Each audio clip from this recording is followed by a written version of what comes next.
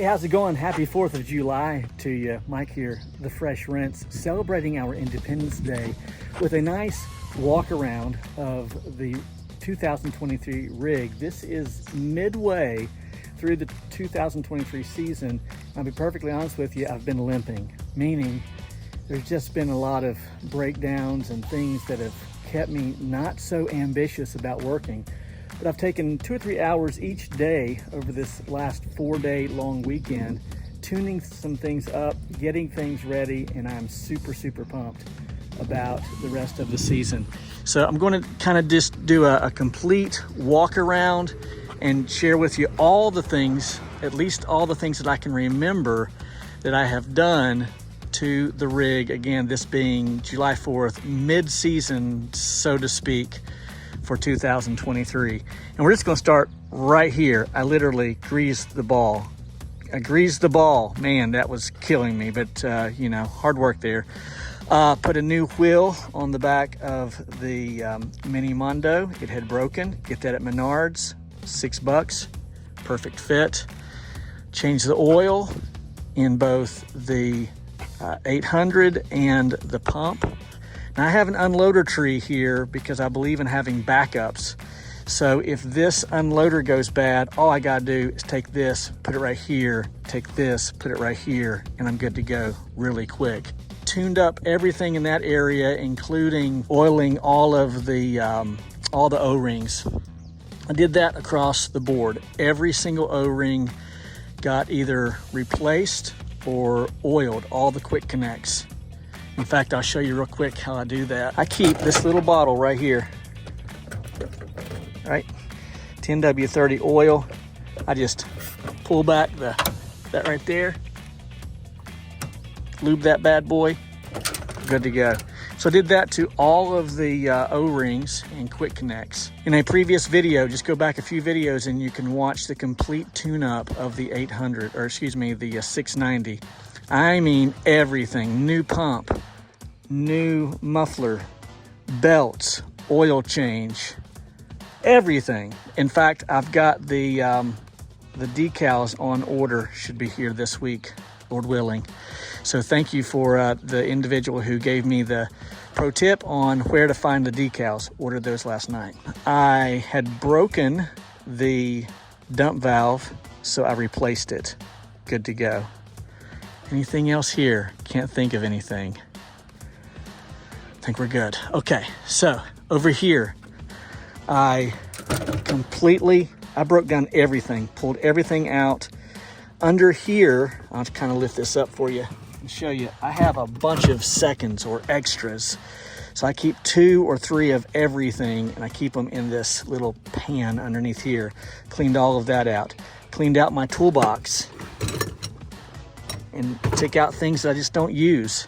Underneath here, can't really show you, all of my quick connects, 3 of everything, and already Tefloned. And then you're probably wondering what this is. Okay, so you can see this right here, and then I get rust right here, and that's because of overflow from one job to the next of SH that comes through the bypass. There is a way to stop that. This right here will work. Just a regular quick connect with a plug, and you can just plug that. The problem is if you forget and then you start your machine for whatever reason, you're going to have backed up pressure here, and you're going to take a hammer to get that off, or just eventually just allow it to seep out. But here's what I'm doing with this. I'm allowing this to drain, if you will, from one job to the next with this 2-foot whip line that I had left over, and we'll see how that goes. This is the proportioner for the 12 volt. I have not used the 12 volt one time all year for 2 reasons. One, when I got on my first job of the year and tried to use it, I could not get prime on the SH. And so I just switched over to the AR-45. I've been using it all year, no problems, but I wanted to get that figured out. So it took me a few hours literally because I had to break everything down. I mean, I took all of this apart, every single fitting on the metering system here, and discovered that I had a cracked check valve. I happen to have an extra check valve because that's the way we roll around here. Replaced it, and now the 12 volt is working wonderfully. I did do a little polishing here, needs some more. Did a little de-rusting, needs some more, but super happy about that. I rotated the tires on both sides, and then I greased all of the fittings. Not only there, but also on the swivels. Everything got fresh grease, and again, rotated the tires.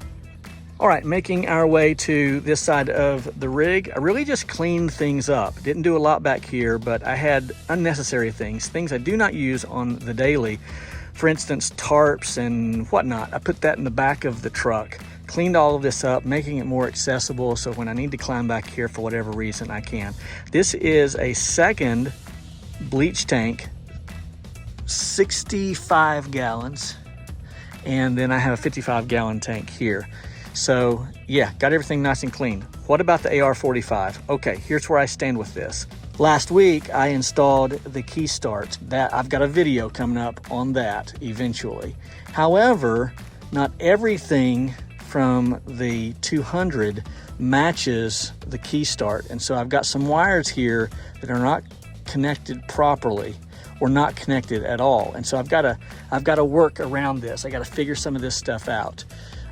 In the meantime, I'll be using the 12 volt, but I got to get this up and running. It does turn, but it doesn't start. So I've got some issues, but we'll figure that out. The AR-45, I absolutely love it. I'd buy it all over again. God, this thing's wonderful. Again, 55-gallon bleach tank. I cleaned all of this up again, just kind of organizing really. And then got a few more bottles because I've lost a few, leave them at people's houses. That's for the Carlton Caddy. And yeah, that might be it. There are probably other things because I was checking. I had a whole list of things. It's crazy. But here we are in the halfway point, really. I call it the halfway point. Things begin to slow down, but I'm still booked out a little ways at 3 and 4 a day, and I picked up an entire neighborhood of community homes this week. I think 15 homes, and some county work. I'm the official pressure washer for all of our county, and so I picked up a bunch of work from them this week. And I don't know, I think people are coming back from their vacations and they're ready to kind of kick things back into gear again. And it's amazing how much work it takes to keep this thing operating efficiently and correctly. And then it takes so much time, so many hours. So if you think you're just gonna, go buy a rig and man, you're just gonna be blowing it up and just know this. All that may be true, but the hours it takes to maintain it properly. But I enjoy it so. And also got to spend tons and tons of quality time with the family, the grandkids in particular. It's 4th of July. My wife and I are gonna go spend the day together. I don't know what we're doing, hiking or something. So, all right, so now I'm going to take some time and do a flow test on both the 8-gallon a minute machine and the 10. I'm going to see what they actually produce. Someone was requesting a video on efficiency between the 8 and the 10. The 10 is much more efficient, but the 8 works perfectly fine. And yeah, I love both of these machines, but we're going to do that flow test, bucket test here in just a few moments. All right, there you have it. Hope you enjoyed the video. My name's Mike. Happy 4th of July to you. They call me the Fresh Rinse, and I'm out.